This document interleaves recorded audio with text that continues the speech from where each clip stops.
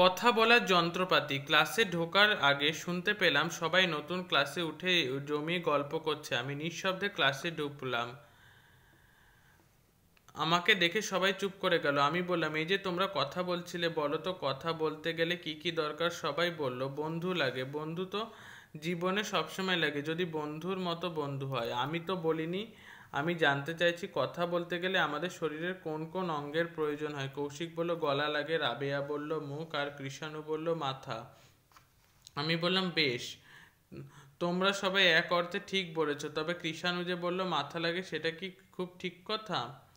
কিন্তু কেমন করে লাগে তা পরে বলবো, কেননা সেটা বলতে গেলে আরও কিছু জিনিস তোমাদের জানতে হবে। তবে কৌশিক আর রাবেয়া যা বলল তারও আগে কিছু জিনিস লাগে।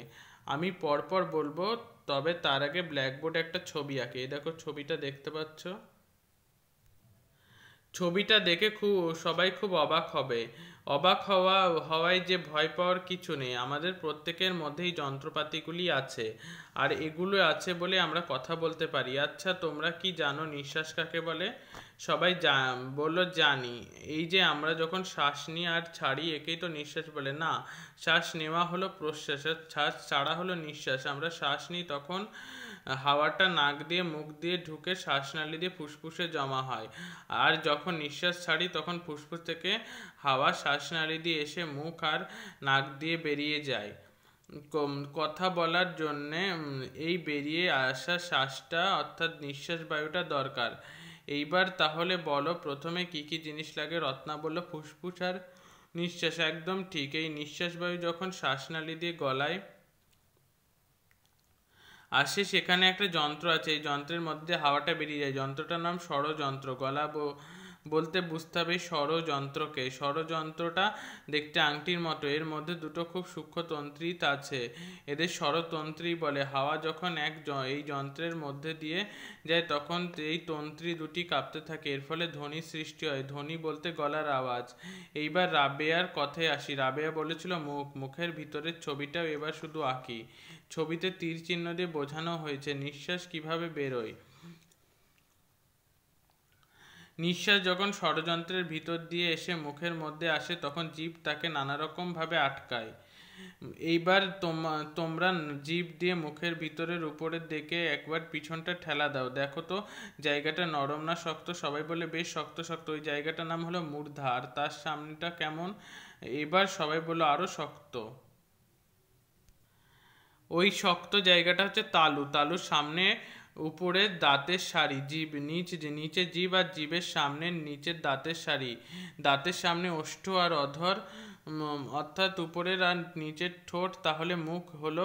এইসব মিলিয়ে কৌশিক, কৃষাণ ও রাবেয়া বলেনি এরকম আরেকটা অঙ্গ কথা বলতে গেলে দরকার হয়? বলো তো কি? সবাই একে অপরের মুখের দিকে তাকাচ্ছে। আমিও বললাম নাক। একটু অবাক হলো সবাই। হাওয়াটা যখন বেরোয় সে তো শুধু মুখ দিয়ে নয়, নাক দিয়েও বেরোয়। যখন নাক দিয়ে বেরোয় তখন নাকের ভিতরের দেওয়ালে ঘষা লাগে, এর ফলে কথায় নাকি সুর লাগে। যখন আমরা চাঁদ বলি বা মামা বলি বা নয়ন বলি তখন এই রকম ঘটনাটা ঘটে।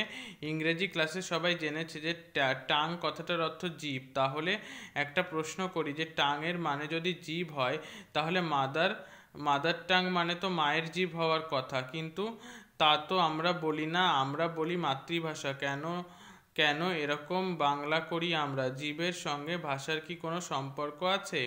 আছেই তো। তোমরা শুধু টাং শব্দটা খেয়াল করেছো, কিন্তু আরেকটা শব্দ আছে ইংরেজিতে ল্যাঙ্গুয়েজ, যার বাংলা অর্থ হলো ভাষা। সেই ল্যাঙ্গুয়েজ শব্দটির মধ্যে আছে জীবের কথা। ল্যাটিন ভাষায় লিঙ্গুয়া শব্দের অর্থ জীব, সেই লিঙ্গুয়া শব্দ থেকেই তো এসেছে ল্যাঙ্গুয়েজ শব্দটা। আসলে কথা বলার সময় সবচেয়ে বেশি পরিশ্রম করে জীব। সে মুখের মধ্যে নানা দিকে দৌড়ে বেড়ায়, তার সঙ্গে সঙ্গত করে ঠোঁট। এই জীব মুখের মধ্যে নানান জায়গায় ছুঁয়ে আর ঠোঁট দুটো একে অপরকে স্পর্শ করে আমরা এত রকম আওয়াজ করতে পারি। এইবার তাহলে গোড়া থেকে পরপর বলো যে কথা বলতে কি কি লাগে। সবাই নিজেদের মতো আলোচনায় মেতে উঠলো। বারবার দেখতে লাগলো বোর্ডের ছবি দুটো। বেরোলো কাগজ কলম, একটু লেখালেখিও হলো। তারপর উঠে দাঁড়ালো কৃষাণু। বুঝলাম সবাই আলোচনা করে একটা সিদ্ধান্তে এসেছে, আর কৃষাণুর উপর ভার পড়েছে ব্যাপারটা বলার। কৃষাণু বলল, প্রথমে দরকার হাওয়া, যে হাওয়া ফুসফুস থেকে বেরোচ্ছে, তাহলে দ্বিতীয় দরকার ফুসফুসে, সেই হাওয়া শ্বাসনালী দিয়ে গেল, শ্বাসনালী হলো তৃতীয় দরকারি জিনিস। তারপর দরকার ষড়যন্ত্র, ষড়যন্ত্রের পর মুখের ভিতর জিভ আর উপরের ছাদের মতো মূর্ধার তালু, তারপর দাঁত আর শেষে ঠোঁট, এর সঙ্গে লাগে নাক। এত সুন্দর গুছিয়ে বলল কৃষাণু যে আমার কথা বলার সব দরকারি অঙ্গ থাকা সত্ত্বেও কোনো কথা বলতে পারলাম না। শুধু তো কৃষাণু নয়, সবাই ওকে সাহায্য করেছে বলেই না ও এত ভালো বলল। মনে মনে বললাম, তোমাদের কথা যেন কোনোদিন বন্ধ না হয়। ক্লাসের বাইরেটা তখন সকালের রোদ ঝলমল করছে।